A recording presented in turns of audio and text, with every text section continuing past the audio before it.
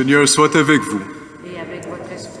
Évangile de Jésus-Christ selon saint Luc. Gloire à toi, Seigneur.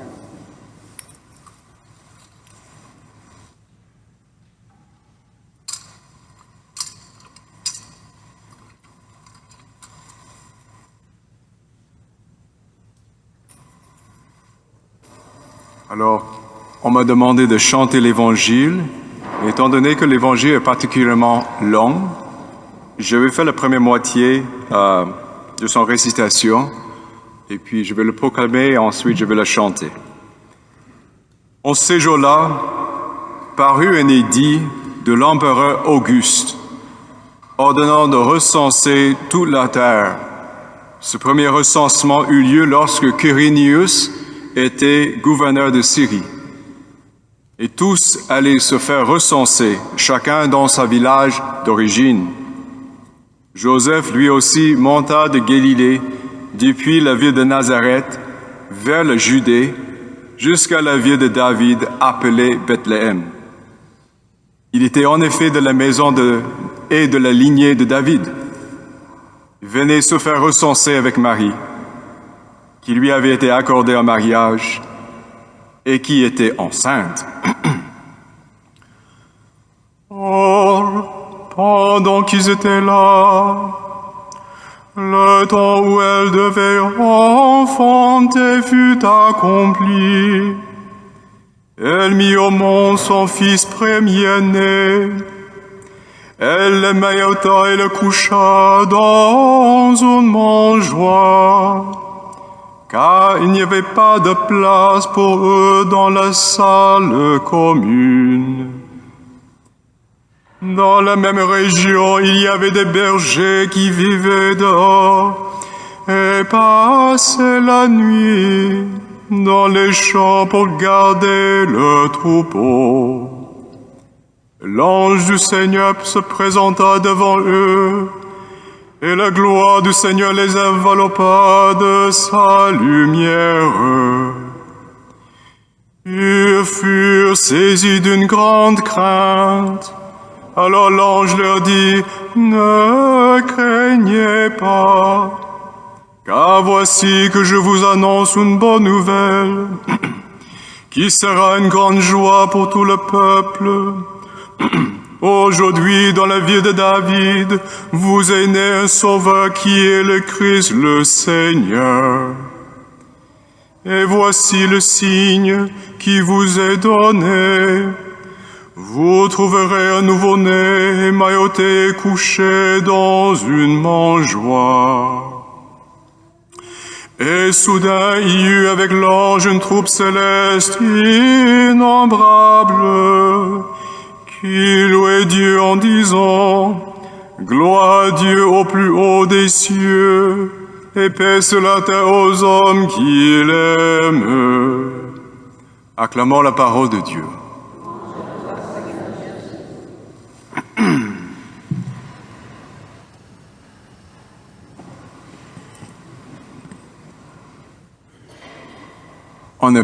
On n'a pas un recensement actuel, mais peut-être vous êtes revenu à votre ville d'origine pour fêter Noël avec votre famille.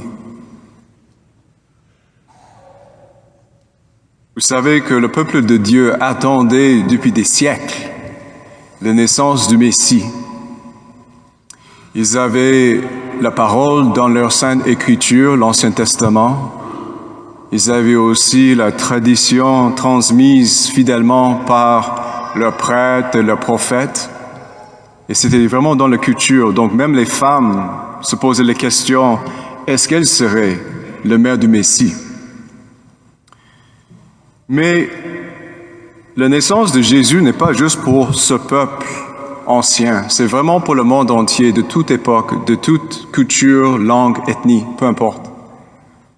Et c'est pourquoi la plupart des gens qui ne sont pas peuple de Dieu sont représentés aussi par trois scientifiques, qu'on les appelait les rois mages. Ils étaient des observateurs de la nature, surtout des étoiles. Ils étaient dans la science des astres, astrologues. Et donc, ils ont réalisé, il y avait quelque chose de spécial qui se passait à ce moment, dans cette année, en plein hiver, il y avait une étoile qui n'était pas comme les autres. Et donc, ils ont choisi de suivre cette étoile et leurs chemins se sont convergés ensemble. Ils ne venaient pas de la même place.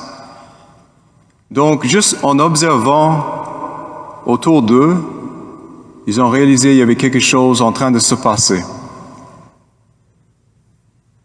Alors, il y a deux façons de connaître la naissance de Jésus à Noël. La première, étant donné que nous sommes tous baptisés, nous sommes des chrétiens, c'est par les yeux de la foi. Nous contemplons, nous reconnaissons le Fils éternel du Père qui est rendu à notre semblance. Il est devenu un petit enfant avec notre nature. Mais il y a aussi une autre façon de voir Noël avec des yeux naturels, un regard plus, on peut dire, simple. Les gens se réunissent ensemble autour de la table à la maison, ils vont fêter un réveillon, ils vont chanter des cantiques, ils vont rigoler, ils vont partager leurs expériences de l'an passé. Ils vont venir à la messe, ils vont écouter une homélie de quelqu'un. 4e fois que je prêche aujourd'hui. Et puis, ils vont partir avec une certaine complaisance, une certaine satisfaction chez eux. Mais néanmoins, ces signes sont très importants parce que les signes sont capables aussi de transmettre les réalités pour aider les gens à aller plus loin dans leur cheminement. Et je vous propose 3 signes très simples, très naturels qui signifient l'importance de Noël. Première chose, partout au monde, le 25 décembre, depuis des siècles, depuis des milliers d'années, les gens fêtent la naissance de tel homme. Deuxième signe, les gens viennent à cette célébration chrétienne à minuit partout au monde depuis plus de 2000 ans. Troisième signe, depuis la naissance de tel homme, nous avons choisi de compter les années à partir de sa naissance. Il est né en l'an 0. Ce sont des aides à nous montrer l'importance de telle figure qui a changé notre histoire. Et maintenant, nous retournons avec les yeux de la foi.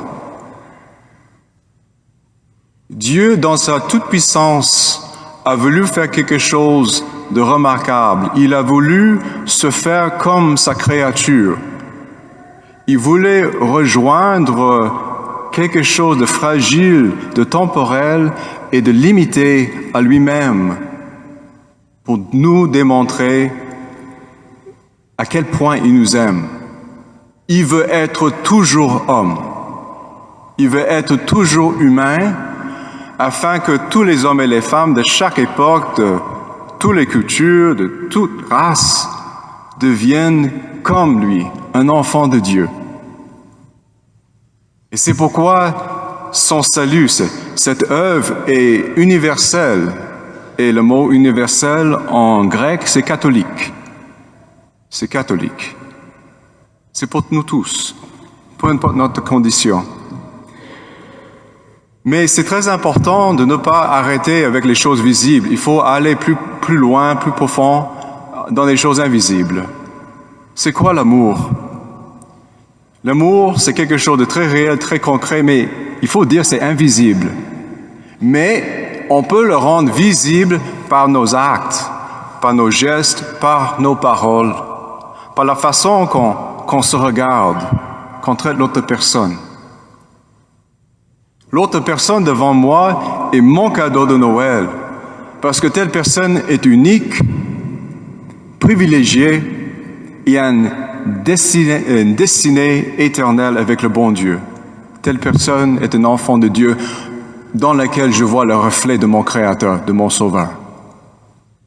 Et c'est pourquoi, autour de la table, quand vous êtes chez vous tantôt, pour faire un petit vin d'honneur ou manger.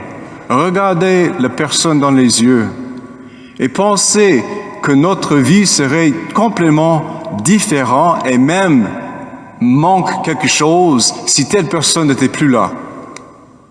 Et advenant que la personne doit partir, pas juste pour aller chez lui ou chez elle, mais doit partir pour ce chemin définitif qui se rend jusqu'au paradis où Jésus nous attend, il faut dire adieu.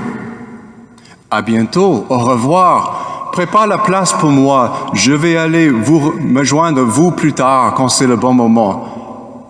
Mais on va continuer. Parce que c'est lui, l'éternité, qui a voulu prendre notre réalité entièrement avec les fragilités, les souffrances et même la mort. Que ces choses visibles nous aident à comprendre l'invisible. Mais nous avons aussi une part dans cette œuvre. Nous devons être actifs de rendre des choses visibles, très visibles. En 1914, pendant la guerre qui devait arrêter ou terminer toutes les autres guerres, mais on n'a pas appris notre leçon, dans un champ de bataille avec les tranchées, il y avait du côté des Allemands et de l'autre côté, il y avait des Français, des Belges et des Britanniques. Et c'était le jour de Noël, ou c'est la veille de Noël. Et pendant un certain cessez-feu, ils ont entendu quelqu'un qui chantait des cantiques de Noël, d'un côté. Peut-être c'était le Stille Nacht, le nuit silencieuse, je pense, en français. Nuit de silence. Mais de l'autre côté, ils ont répliqué avec un cantique en anglais, en français. Éventuellement, quelqu'un s'est levé de sa tranchée et a amené un petit cadeau à l'autre personne, peut-être des cigarettes, peut-être une gorgée de café, quelque chose de chaud. Et les autres sont sortis aussi pour serrer la main, pour tenter de communiquer, mais c'est des langues différentes, donc ils ont peut-être juste échangé des sourires, des regards, des petits cadeaux. Mais cette nuit-là, c'était une nuit non violente. Donc, aux yeux du monde, qui ne comprennent pas comment ils peuvent faire ça, ils ont fait ça en l'honneur de leur Dieu, qui est né cette journée-là. Que le Seigneur nous inspire à faire tel geste et nous sortir de notre zone de confort, de nous mettre à côté notre projet qui sont souvent bons en soi, mais animés par un certain égoïsme, parce que c'est à nous. On veut notre croissance, on veut notre succès. De considérer l'autre personne telle qu'elle est aussi, de voir aussi elle a un projet. Lui, il veut faire quelque chose, et peut-être je dois le valoriser et collaborer avec lui. Que le Seigneur vous accompagne lors de votre retour. Je vous remercie encore de votre présence ici. Ça fait des années qu'on n'a pas pu avoir une messe de minuit vraiment comme on veut souhaiter célébrer. Merci à notre belle chorale, à tous les collaborateurs, collaboratrices qui ont préparé cette cérémonie et qui nous animent cette cérémonie avec moi. Amen.